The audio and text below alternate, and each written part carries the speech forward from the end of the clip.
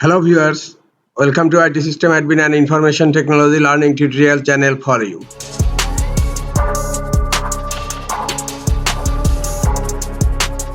Today in this tutorial I am going to show you how to hide default programs from control panel on Windows 11 computer.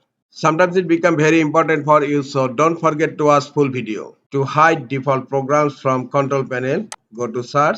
In search type control panel, click on control panel. Here you will find default programs and you can configure default programs from here. Now I am going to hide this default program from control panel. Close control panel, go to search, type edit, click on group policy editor.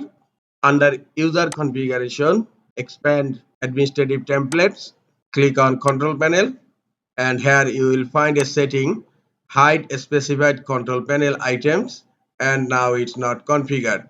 Just right click on the setting and click on edit, then select enabled and list of disallowed control panel items, and a show button is showing here.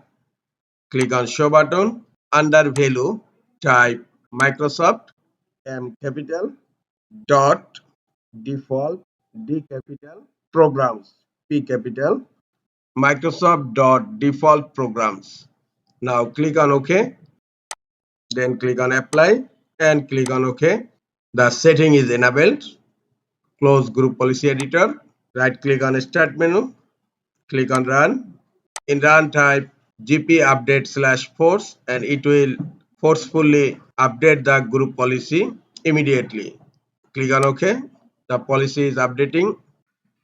Now you need to sign out your computer. Click on start menu. Click on your user icon and click on sign out.